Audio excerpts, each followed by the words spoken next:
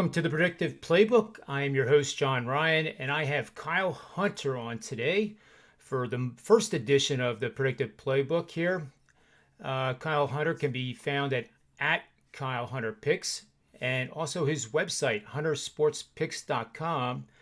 And he also appears on the news site that we launched called the predictiveplaybook.com, which is a project that is going to continue to evolve. We're hoping to get the databases put back on the back end and have a lot of fun with them, and then show you guys actually on the fly how to do some of these database queries that have been so successful over the years. But welcome to the show, Kyle. I'm glad that you could appear on the show today. And how's it all going?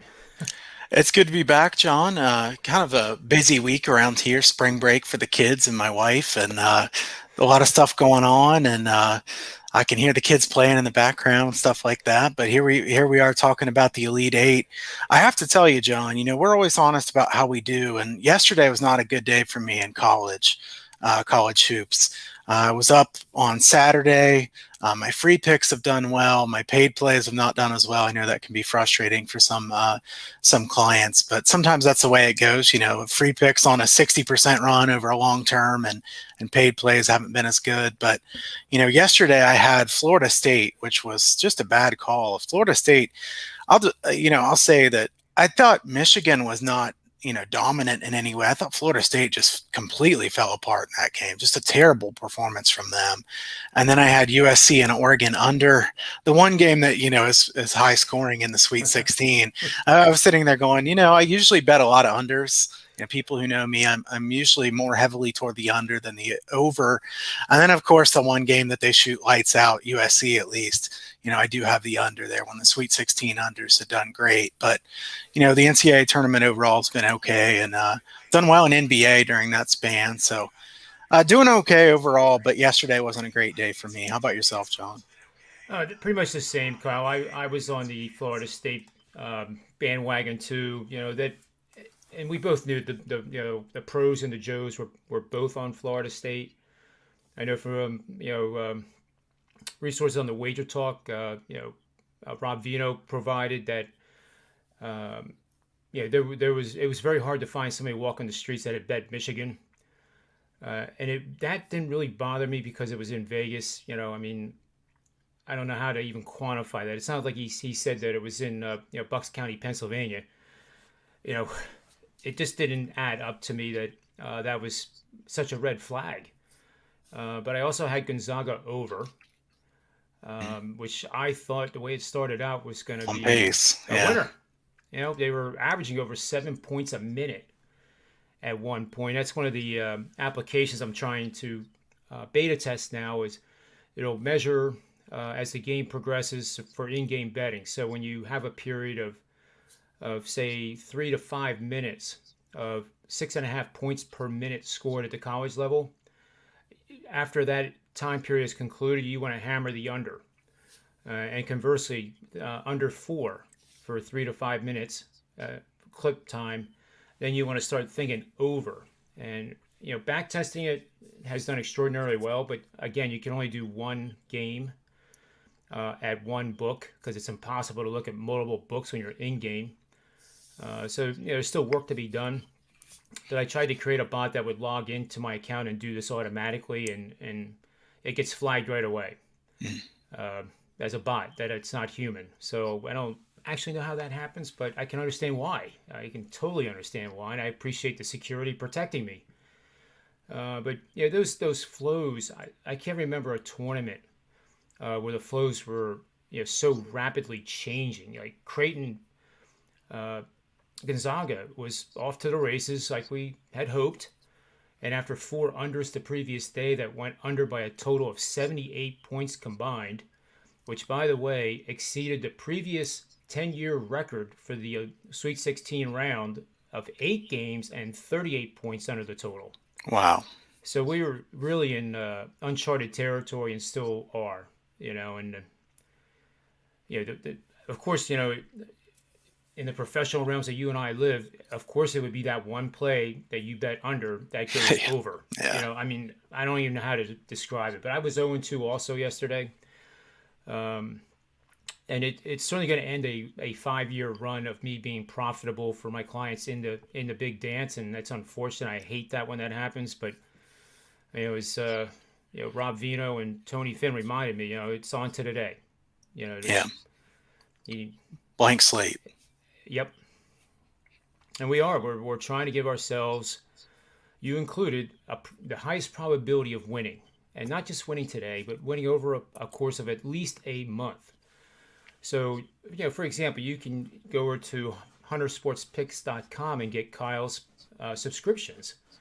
And when you do so, choose the longest one that he has, because I'm not trying to get the dollar amount lower, for Kyle, but it per day cost is going to be much lower, and then you have a whole season, of learning how this works, and And the other thing about that, John, is that then you get my plays right as I make them instead of waiting till right before the game when the line can be worse.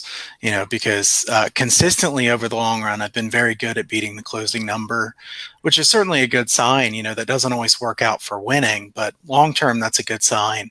And you don't want to have that game that you lose by the hook when I win. So the long term subscriptions are better because John and I, none of the professional handicappers know how you're going to do in one game or 3 days or a week or some really small sample size. But if you're good at this over the long term, you're trying to build your edge little by little. You're trying to chip away at it. 55% is really good in this. And with 55%, John, that there's going to be some really ugly days in that. So trying to pick and choose days can be pretty dangerous. yeah, it is. And what you and I both know is that our sales will go up while we're on a hot Of streak. course, yeah. And unfortunately, not all the time, but it's probably not the most optimal time to be buying. Guys like us, you want to buy us when we've had our face in the mud for about 3 days in a row, and that's much better. Um, and that goes to anybody who is transparent and honest and tries to do things the right way. You honestly want to try to buy them low, and of course you would never want to sell either one of us. But buying us low right now would probably be a smart thing to do. I hope so, John. I think that you've had a lot of good NCAA tournaments in a row, and I think you could still close this NCAA tournament strong, even if it has been not as good as you would hope. And this season hasn't been what I expected for college hoops, but my long term in college hoops has been really good. I've beaten the closing line badly all year, and if not, had things fall the way that I would want. We know that happens sometimes, and we go from here on, and we just try to keep going with these edges and try to help through this show and through the other shows that we do, John. We try to help educate bettors to try to help them do better on their own as well. Yeah, I like it a lot. That's why we do it. And it also makes us better too. There's Right. no question about it. Well, we have two games in college basketball taking place tonight at Lucas Oil Stadium. So this is the stadium that would portend to the under because it's a football stadium. It's huge. Apparently, they're going to have two courts that are built on top of the football field, so that they run the one game, I guess, on the one court and the other game on the other court, so they can clean it. Is my understanding. I'm not sure how that all works, but Arkansas is going to be taking on Baylor tonight at 9:57, which is the second game. Um, I guess I'm more excited about this one than the first game, Kyle. So let's take a look at this one. We have Arkansas, uh, who I had them, and they lost, but they won the game.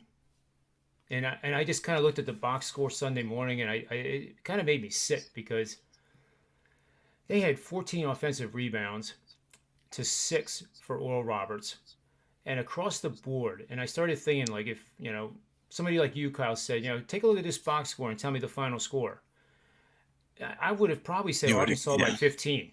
yeah. But that has been the case in this tournament, and I think that's the characteristic that whatever is going to happen that you haven't planned on happening, it's going to rear its ugly head, or it's going to help you not rear its ugly head, but it's going to be, the good thing about situations that you didn't uncover. The overtime game with US or UCLA last night. I really thought going into the overtime, Alabama was really putting the muscle down and saying enough's enough, and it actually turned out to be the direct opposite. And that's another thing. The Pac-12, which was a conference that you and I tried not to bash too much. Mhm. I know Kiev, our mutual friend, was the same way. Like we don't want to bash any conference, but it's not as strong as the Big Ten or the Big 12. And look who's here. It's nothing short of amazing. Oregon State is ridiculous. That if they go into that tournament, I think with a losing record, they do. The Pac-12 with a losing record, and then they end up winning the Pac-12 and figuring that they'll get a first round, maybe they'll get lucky and get to the second round and then get destroyed. But they're on our slate too, Yeah. and it is kind of neat. It's only not neat when they embarrass the team that you bet, and that's been more the case with me with Oregon State. But anyway, we have Arkansas here at roughly 148.5. Baylor favored by 7.5. And let's hear your breakdown on this, Kyle, because you do these very, very well. Well, let's start with the total, John, because the total's at 148.5 for 148. I'll tell you, my line in this one was 150.5, and that was adjusted down for Lucas Oil Stadium. The problem I have right now, John, is that all these games have gone under so much that these numbers have gone down significantly from what they would have been if you had lined this game a week or two ago. So now it's hard to take the unders because the unders have been hitting at such a high rate. Usually I'd want to take the under in these games at Lucas Oil Stadium, but I can't take the under when it's this low. It's below my number that much. The other thing about this, John, is both of these two teams have been bad at transition defense. I looked at this pretty closely. Arkansas's transition defense is in the bottom 9% in the country. So if Baylor gets out and runs, what Arkansas does is they attack the glass. And John, you just mentioned they can really get a lot of offensive rebounds. I think they will get a lot of offensive rebounds here. So will Baylor. The problem for Arkansas is because they're sending their guards to try to get offensive rebounds, you get an outlet pass and you can get some quick points on them. I don't like taking an under with two transition defenses that are questionable and two transition offenses that are very good. And that's what we have in this game. I do think that there's a chance that the shooting percentages could be kind of low based on it being in a dome. So I don't love the over. But the other thing I want to say, John, about this one is Arkansas is 2-7 against the spread in their last 9 in the first half. And most of those have not been close. I mean, this team has really been weak in the first half. And I don't really think they can keep that up against Baylor and try to come back and win. This is too good of a team. This is not Colgate. It's not Oral Roberts. It's Baylor. I think I like Baylor first half here. Baylor -4 in the first half is my favorite play in this game. I will be betting something personally on that. I did not release anything for this game to clients. Baylor -4 first half will be a small play for me. Arkansas has been consistently bad in the first half. And while I don't love the game price of -8 now on Baylor, I'm willing to lay the 4 points here in the first half with Baylor because Arkansas has been so bad in the first half. Baylor played poorly in the first half against Villanova, which I actually think makes them more likely to be good in the first half in this one. Makes perfect sense to me, and that scares me because perfect sense and logic right now hasn't really gotten a Yeah. token for the subway. Some of these games have really. There's always that tournament or the NBA playoffs. I can't remember one off the top of my head. That whatever the case may be, there's certain games that make you feel like well, what in the world was I thinking? Of course, Oral Roberts was going to cover the spread. You dummy. But pace of play here, I think you're right on with Arkansas. I think they're going to need to play fast. But Baylor puts up number 2 from our buddy over there at Haslam Metrics, Eric. Great site if you haven't seen it. It's haslammetrics.com. Baylor ranks number 2 in field goal attempt rate, averaging 91 attempts per 100 possessions. Yet in the pace of play, they're 228th. So if I'm reading that right, Kyle, and you can tell me if I'm wrong, that means that Baylor is more of an adaptable team. Um, if Arkansas wants to force the pace, they can choose to fight it, which they're pretty good at doing. They've proved that during the regular season that they control the pace of play and don't even think about trying to control us. Or they'll say, okay, you want to play fast? Let's go.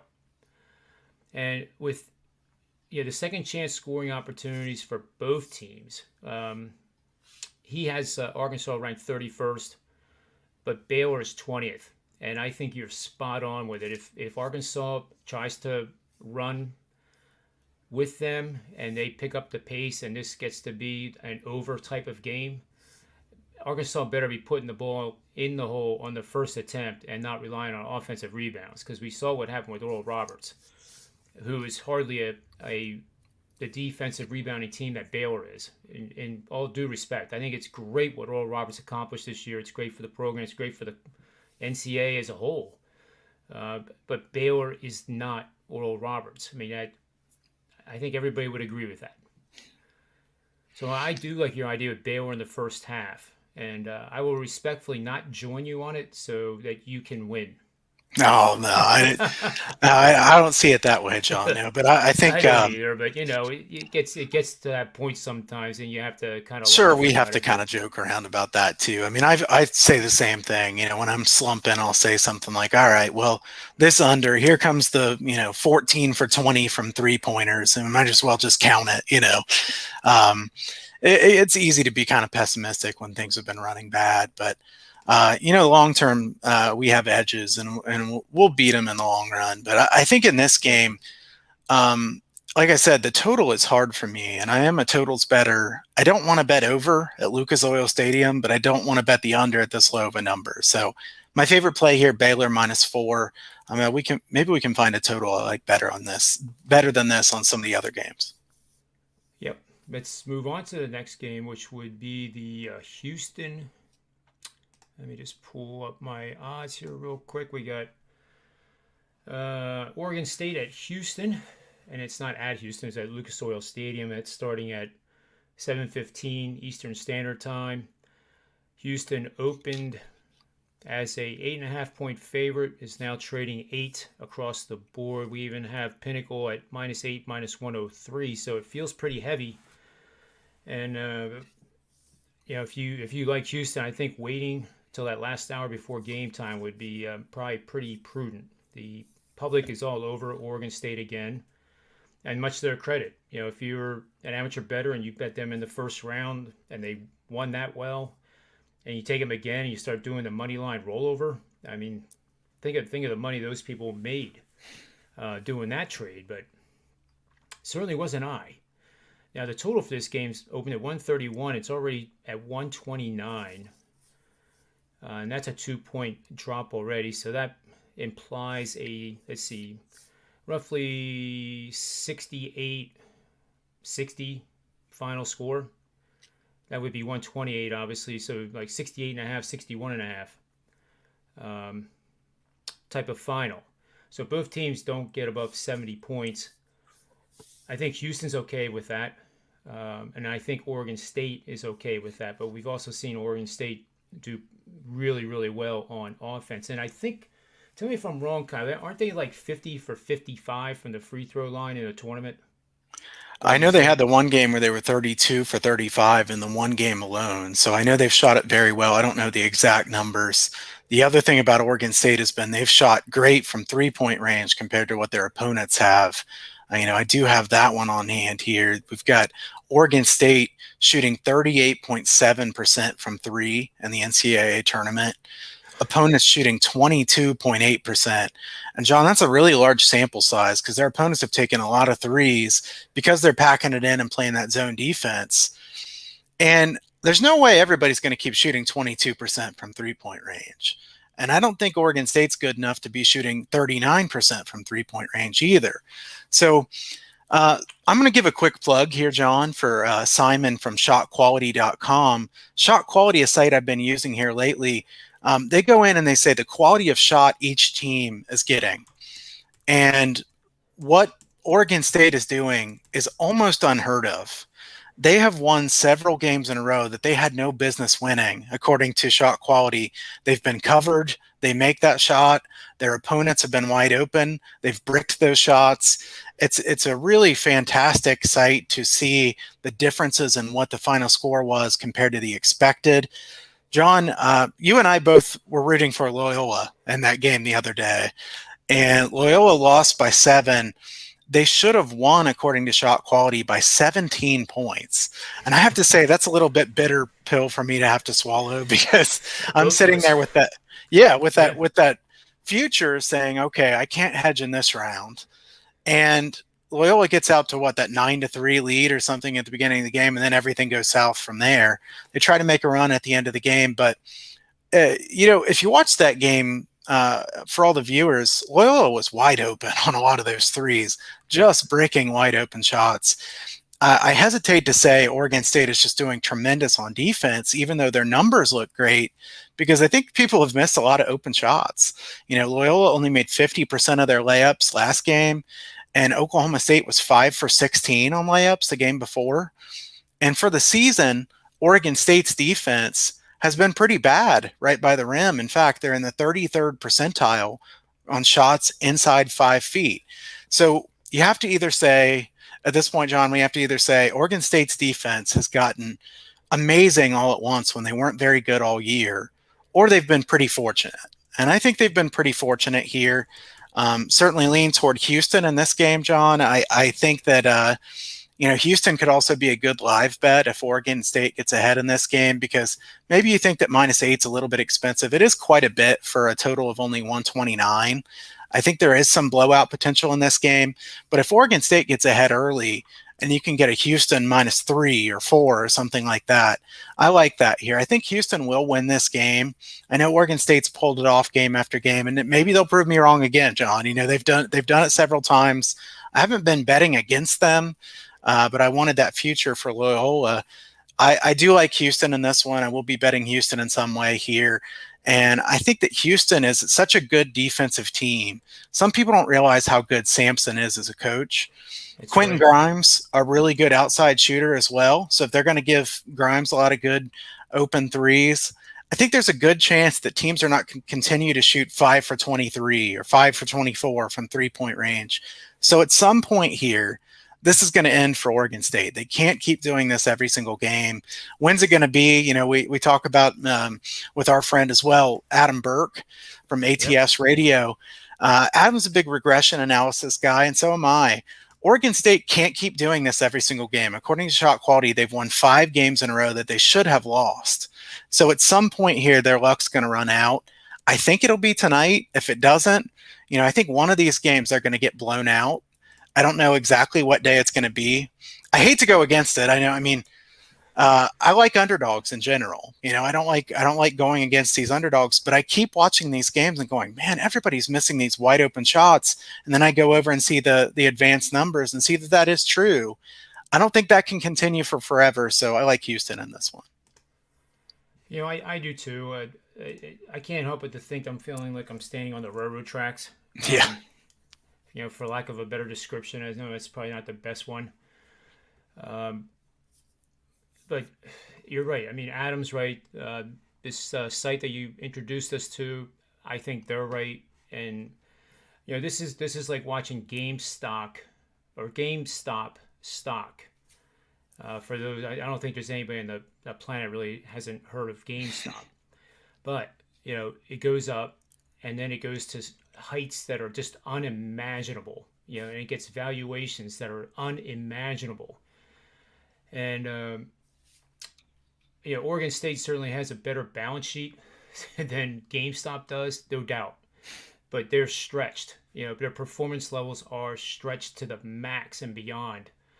And unfortunately, if the regression hits, it's going to be ugly. Where it's Houston, if it hits tonight, as you point out, Houston, this could be a blowout at halftime. But I'm not willing to make that bet. I'm not willing to go to the window and say, give me the alternate bet, Houston -14. What do you have? And that would be probably like plus 350. But I don't have that kind of courage right now. And on the longer seasons too, like you'll see this in the NBA. We saw that with Sacramento Kings. Now we're seeing it with the Houston Rockets. When the seasons are longer, you always have to wait till you see the bottom or see the top. Utah Jazz, perfect example. They covered, what was it, 19 out of Yeah. 21, and then they went kind of sideways, and then that's what you want to look for that longer term type regression, and that's not really a regression on the team. That's a regression on the marketplace, uh, valuing Utah too high. And I think that's what's happening here with Oregon State. Um, their valuation right now is much higher than probably where it should be. I guess that's how the only way I can say it.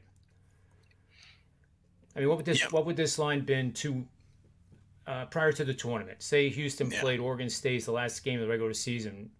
What would you have put it, Kyle? Minus 12 and a half or 13, something I like agree. that. Yep, I agree 100%. So, I mean, that's now you're talking first half again on this game too. I like the full game in this one Yeah, because I think Houston has some ability to get margin here. Houston is better defensively than Oregon State is. There's no doubt about that. Oregon State's kind of done it a bit with smoke and mirrors here defensively. I don't think they're a bad defense, but they're not near as good as they look. And Ethan Thompson is everything to this Oregon State team. You have to think that Sampson is going to have a plan for him. yeah. This is a guy who means everything to his team, and Houston is tremendous defensively. I think they make somebody else try to beat him in this game. I don't think they can do it, so I like Houston full game here. Yep, I agree with you. I Again, I just kind of get like nuts about it because I don't want to feel unintelligent yet again. But maybe the intelligent thing to do is to stick with the discipline, and if it says to bet Houston, you bet Houston. It doesn't matter what happened the last game. So let's take a look at the games tomorrow now, um, and that would be the first game is USC Gonzaga. Gonzaga, not surprisingly, is 9.5. The show I hosted yesterday with Tony Finn and Rob Vino, I asked them the question of which one of these four teams or three teams that were left at the time would give Gonzaga the best fight. And USC was in the conversation for sure. And we all thought it would be double digits, and it's now 9. And it seems like there's a love affair now with USC. Um, but I don't, the way Gonzaga's playing right now, it's not like they are anywhere close to being in a regression type of mode. If anything, they're getting better and better with each game. And they didn't, they didn't score 90 points in the game against Creighton, but my machine learning stuff had projected an 82% probability that they would score 87, and they got pretty close to it. And much to my luck, I got what I wanted with Gonzaga. And in certain situations, based on the machine learning stuff, they were a perfect, 8-0, 10-0, 12-0 over the total. But I picked the game that, you know, they just again, it was like putting the pedal to the metal, and then all of a sudden slamming the brakes on, and they don't score, and neither does Creighton. And then all of a sudden it's pedal to the metal again. And you start thinking, all right, well, this is going to work out, but then you know that it's not. But I Yeah, and haven't seen games like that.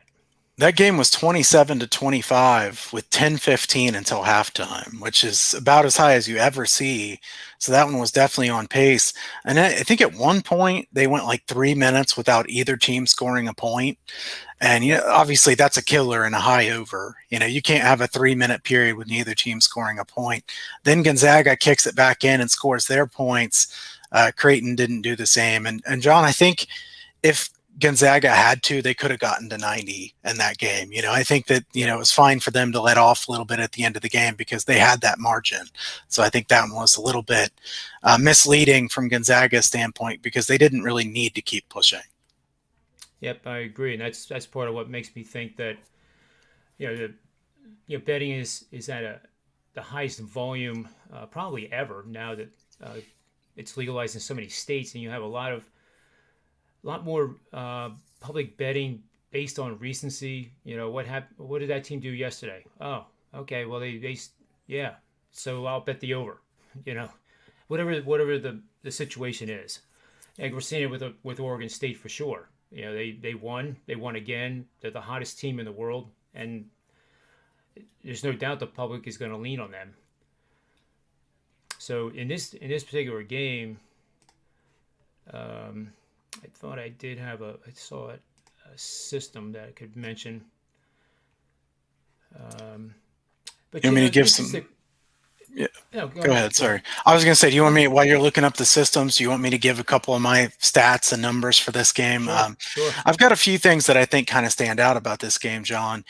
Um, I think USC is a challenging matchup for Gonzaga compared to the other teams. There are some teams left in this tournament that if they play Gonzaga, I'd feel really confident that Gonzaga was going to win that game. I still think Gonzaga will win this game, but USC does have a really high upside. I think this team has a lot of talent. You could argue that USC just played their two best games of the season in the last two games. And I think it's great to be peaking in the right time. Who wants to bet against Andy Enfield? He's 10-0 against the spread in the NCAA tournament. I can't lay 9 points here, John. It's too many for me to lay. The battle in the paint is really, really interesting in this one. USC is outscoring teams by 11.0 points per game, which is awesome. It's 98th Yep. percentile in the country. But Gonzaga is number one, outscoring opponents by 19.1 points per game. I will say, to be fair, they haven't been facing the Mobley brothers. USC is really tall, a very good team, number one 2 point defense in the country. And I don't want to do it, John, but I lean to the under in this game, 154, 153 and a half. It's right at my number, but that high of a total at a football dome. And does USC really want to play a track meet here with Gonzaga? If I were them, I don't want an 80 possession game to try to win 92 to 90. I don't think that's the type of game that they want. I think they want to win with their defense here. So I think this total's pretty high. It's hard to take a Gonzaga under. I lean to the under in this game, but Gonzaga is first in the country in shooting percentage inside 5 feet of the rim, and USC's first in the country in defense right there. So we've got strength on strength. Timmy for Gonzaga up against the Mobley brothers. I think this is going to be a fascinating game. In fact, I think this is my favorite game of the Elite Eight to watch as a fan because, there's a lot of X's and O's that go into this. My strongest lean for this game is the under. I think if I had to bet this game, John, I would take USC, but I want a little bit more than 9 points because Gonzaga is such a juggernaut. Yeah, I agree with you, and I can support the underplay pretty well here. Okay. Let me just I just ran a query while you were talking. Teams in the NCAA tournament have scored 75 or more points in three consecutive games. Gonzaga goes 69, 55, and four pushes for 56% just on that alone. The under is 70 and 53 to the under, and that comes out to wow, 57.5%. I was running that through my head to see if that was actually right, but it is. So that's just three straight games of 75 points or more. So that does support Gonzaga and the under. And then we have on the under, we have explosive teams on a neutral court that average 77 or more points per game, facing uh, I call it a second tier offense, which is averaging between 73.5 and 76.5 for the season. And after a game in which the explosive team scored 80 or more points in two straight games, which Gonzaga has done. That right there is 65% against the spread the last 25 NCAA tournaments. The record is 53 and 25, and actually it's 53, 28, and 3. I misread it. But still, and that's to play the under. Um, And I like the contrarian part of this. You're a neutral court, explosive team, and a decent offensive team that's almost as good as Gonzaga in terms of points per game. And with Gonzaga, as good as they are, coming off two very impressive offensive performances. Yeah. And USC has shot the ball as about as well as you could ever expect them to, 2 games in a row now. And now they go to play in that big football dome. Look, I think both of us understand there's a chance this could be an 85-80 type of game. There's certainly a chance this game goes over, but I feel like this is the type of number. It's high enough to where you say, okay, this is a plus EV bet to bet the under on this game. May not be the funnest one to bet because it could be a sweat, but if I think it's a plus EV bet, I have to make it. This is a pretty strong lean from me to the under. I haven't bet this one yet. I haven't bet anything for tomorrow's games, but kind of as we talk, it's fun to bounce this off each other too, John. I always love when you come up with these systems that are just some of them are simple, some of them are more complicated, and these systems, it's amazing. Everybody watching and listening. John really has a great database for being able to pull out these systems that it's fascinating to me. I appreciate you saying that, Kyle. I really do. Often sometimes show like a educational way of what is a good trend and what is a bad trend, what is a good system, what's a bad system. And your timing couldn't have been better on that, because I was going to follow up here with a trend that has run its course. There's several of them. So when I talk about this, and Tony Finn has a sense of humor like you just cannot believe. And I was mentioning p-value several times over the last month, and he said, you really ought to change that. It doesn't sound very good. Maybe you just call it JR value, but it is called the p-value. So it's a measure of like the z-score. A lot of people know what the z-score is, but the p value is more like the z-score on steroids. So you don't need to know how it's calculated or anything like that. But what this value does is tells you how well the parameters that are being used relate to one another in the results. So if I have a result that in this case is 10-0, Gonzaga is 10-0 over after covering 4 or 5 of their last 6 against the spread over the last 2 seasons. When it gets to be that much 10-0, it's like watching the roulette wheel. 10 reds came up. Doesn't necessarily mean that black is going to come up, because that's mutually exclusive. But in sports, you can make a case that it's not mutually exclusive, and eventually these trends have to end and reverse. The market keeps pricing Gonzaga higher and higher and higher and higher and higher in the totals. It's going to get to a level, even in a tournament like this, where it's not sustainable. So that was one of them, and then there's another one here. So you can see how these trends, you might see them, especially if you're in your first year of betting, you would see that trend and go, oh my God, this is automatic. It's 10-0. My God, it's tremendous, but it really isn't. It actually is counterproductive. There was another one here. We don't have to be a dead horse with this thing, but here it is, 17. And this one is really ridiculously bad. The parameters here are like, the Phillies are 20-4 when playing on Saturday afternoon after going to McDonald's. It's just kind of like, well, so what? But this one says Gonzaga 17-3 over, facing teams who are called for 17. Now that's a specific number. I mean, that's not like 15 or 20 or anything else, or even if it was 5% below the Division I average, that would have meaning.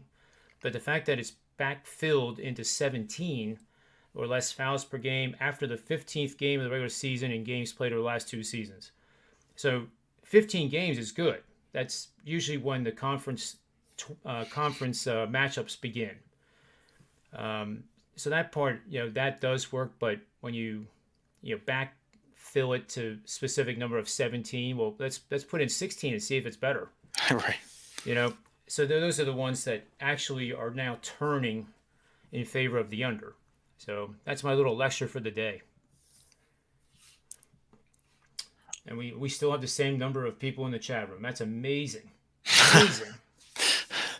Must That's be a bunch of good. MIT guys out That's there. good. People are hanging around. That's good. We still Yeah. have another game to talk about here too. So, John, it sounds like you kind of agree on the under, that Yep. the under is a lean. So, neither one of us would bet that, but that's a strong lean for me for tomorrow night. I think I'll pass on the side here. Fun game to watch, but certainly lean to the under. Yep. Yeah, me too. And, it might be one of those parlays that you can do on MGM. I've been using them more so than any other book, mainly because they're very good with the live in game. And when you're doing that, you don't have time to be looking at multiple books. And you have to pick one that you like and then roll with it. But they also give you inflated parlays. And, Kyle will be the first guy to tell you that if I actually advocate a parlay, I think he probably would pass out right now Yeah, I wouldn't because know I what was don't like wrong. them. Yeah. Right. Like I must have eaten something funny like a mushroom or, But seriously, they do have parlays over there that normally would be priced at like plus 300, that they're giving you a chance to do plus 400 and plus 450. And if you pick your spots, you can, you know, add a lot more to your bottom line just by betting pizza money. And I do mean pizza money, like 10 or 20 bucks. If you're betting 100 a game or 200 a game, pizza money, I think, Kyle, you would agree, is like $10, $20 max. Yeah. And there's no reason to bet any more than that. It's just for taking a little bit of change and letting it fly, just for the sake of letting it fly. And you do the 3 team, the 4 teamer, and sometimes they hit, sometimes they don't. Yeah, But that's your fun money wagers. yeah, yep. And those are the ones that you can go to the wife or the girlfriend and say, "Look what I just did." Right. But only when it wins. Only when it wins. The other ones you don't even have to bring up, right? Oh no, no. It was watching the Arkansas game was, man. I was ready to put on Criminal Minds. I was just getting. I knew it was done. But anyway, Yeah. we're on to today. We're always looking forward. And the other game going on tomorrow night is UCLA. The surprise. Oh no, not UCLA. Yeah, It is. UCLA, Yes, Michigan. right. Yeah. Yep. UCLA. At first I thought that was tonight. Sorry. Sometimes I think too much and my mind gets cluttered. I But know that UCLA feeling. 21-9 versus Michigan 23-4. Clearly two surprise teams to have made it this far. UCLA especially being the play-in team that I thought should have been playing Syracuse instead of Michigan State, but Michigan State lost to UCLA. Obviously, Syracuse goes into the Sweet 16 again after being coined by the media as being a misfit that they didn't belong. And Jim Boeheim proves it wrong and makes the committee look incredibly smart. And the committee was incredibly smart with UCLA again. So this is a really fascinating matchup because I don't think either one of us has Michigan going this far. I certainly didn't. I had Iowa and Illinois actually doing better in the tournament because of Livers being absent. He's out. It's unlikely that he's going to play in the tournament, but Michigan is finding a way to win. So they're -7, a total of 136.5. What's your feel on this one, Kyle? Well, John, first is 58% of the bets are on UCLA and 71% of the money on UCLA. This one started at 7.5. It's now down to 7. Let's see how low they put this number down to, because UCLA coming off that huge win, they play overtime. It's hard for them to keep putting such a good effort every single game. And I'm not really trying to pick on the Pac-12 here, but those Pac-12 teams have certainly been fortunate to get this far, at least. I think Michigan's a consistent team. I don't think they have the same upside they had with Livers, but a really well-coached team. I would give them advantage coaching-wise. And this one, Hunter Dickinson, I don't know that anybody can guard him very well here for UCLA. And the thing about this, too, is UCLA has really shot the ball pretty well lately, but Michigan, if you look at their defense, I had a number here. Michigan is in the 97th percentile in the country in contesting jump shots this year. UCLA takes a lot of mid-range jumpers, and they've been very good at those, but they've been open on those shots in the Pac-12. They're good at getting open shots. I don't think they're going to be open as much as they normally are here. Michigan, a really good defensive team. I think the under is my lean on the total. This one's right at my number, but again, it's Lucas Oil Stadium. I think UCLA wants to play slow. Usually you'd think under, you might like the underdog, but I think there's some chance here that UCLA, kind of their luck runs out and they get blown out in this one. Wouldn't surprise me. And I really think that Michigan is a team that, they've been pretty consistent. I think I know what I'm going to get from Michigan. UCLA, they've had good games here, but I think you could argue they've had an easy path to this point. Alabama was their only really great win in the NCAA tournament. Abilene Christian, that was a pretty easy game for them because Abilene had just had their Super Bowl win over Texas. UCLA kind of gets a free win. BYU played really poorly in that first game. And to be honest, I think that this is a pretty big step up for UCLA because then they come off that overtime win, the thrilling win. 2 days later, they come back and play a Michigan team that's been excellent all year. I lean toward laying the points here, John. I don't know if I want to bet this game or not. So you have any thoughts on this one? I'm a total neutral right now. It's going to take a little bit of time to possibly come up with something. The under's being hammered. It opened at I guess you said at 139. What's interesting there is 55% of the money still is on the over, and that right there tells you that is big time betting Yeah. by large bettors hammering the under. Doesn't mean they're going to be right. Um, I think what I will do for those that are listening here is I do that sentiment with Twitter, where I become a Twitter developer, and you're allowed to kind of play around with different things. Of course, it doesn't violate any privacy, but I'm able to go in there. I created a Python application that grabs 2,200 tweets and then uses 10,000 stop words for a specific hashtag. So if I take the hashtag for US or UCLA and then a hashtag for Michigan, I'll get three basic metrics: a percentage of positive sentiment, negative sentiment, neutral. Neutral is nearly always the biggest part of the pie chart. But then with a little bit of mathematics, you can get a real good feel of what the betting community is doing. And I found it recently. These are all things that I'm like kind of in beta test, and then by the time football season comes around, I'll launch them for real. But I'm getting good results with using the sentiment out of Twitter and using a massive amount of tweets. And when you think about it, it's not a massive amount of tweets. I don't even know how many tweets there are on a game like this, but it's got to be probably in the millions. Yeah. So I'm grabbing a small slice of it and coming away with some pretty good stuff. So I think what you're going to find is the world loves UCLA and Michigan's in trouble. I think that's what it's going to say. But I'll run them and then I'll publish them on Twitter, and you can see firsthand what it comes up to be. Yeah, I'm looking forward to that. I think that the public is going to like UCLA. They just beat Alabama. They've won as an underdog several times. The public does like to bet these underdogs in March Madness. It's going to surprise me if the public comes in heavily on Michigan in this one. So I'm interested to see what they say. And I'm also curious to see how low this number will go here before tip off. So I think if you like UCLA, you probably want to go ahead and grab the 7 points now, get over 2 possessions. I think there is a chance we see 6.5, maybe 6. I think 6.5 is pretty likely. So curious to see what you find from those tweets, John. And I think that it's interesting because you and I like to try to gauge the public versus the sharps and see, where is everybody at on that. It doesn't necessarily mean that's the right side. But in the long run, you do want to know information like that. Information, knowledge is power. That's what we're trying to do with these shows too, is just help everybody realize that there's a lot of different factors that go into this. John and I spend a lot of time handicapping these games. So, I'm sure he does. I do as well myself, that, we spend a lot of hours, a lot of long nights, early mornings, things like that. So a lot factors into this, and we're trying to give you kind of a look into how we do it. Yeah, it's perfectly said.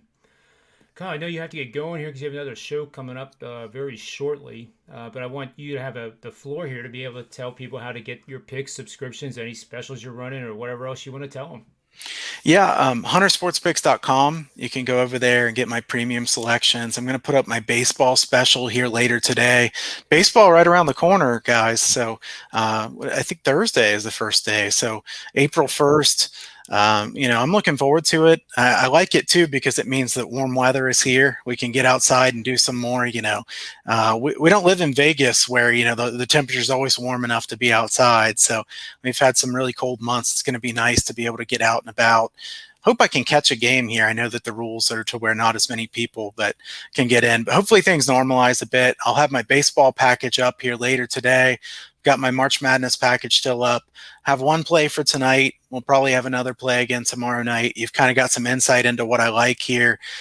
Also sign up for my free picks newsletter there. I've sent over some free play winners here lately. huntersportspicks.com. You can sign up for the free picks from the top of that page. Also follow me on Twitter at Kyle Hunter Picks. That's awesome, and take advantage of the offers that he gives. I mean, I highly recommend it. I know he highly recommends me too. But honestly, it wouldn't bother me in the least if you had a subscription and you can only afford one of us. I mean, it wouldn't even be an issue. I'd probably direct you to Kyle. Oh, you're too kind. You're too kind, John. But I Oh, appreciate we I appreciate the kind words. That's one of my favorite things about John is he's not just a good handicapper, he's a really good person. And that's nice to have an industry where, some of those people, John, they never lose, right? These guys That's never true. lose It's and amazing. they're always bragging about something. And here we are telling you transparently how we are. And I appreciate the kind words. Yeah, and I know you do the same for me, so it's all good. Absolutely. So anyway, I guess that'll conclude it for today. Later on today, I'll be having a few more guests on. I believe at 4:30, Tony Finn and Rob Vino will be coming on the Predictive Playbook again, and it's pretty amazing how funny this guy is. But he is the number one profit maker in Wager Talk history. So again, another good person, Rob Vino, and I'm looking forward to it very much. So for the Predictive Playbook, Kyle Hunter and myself, may all the wins be yours.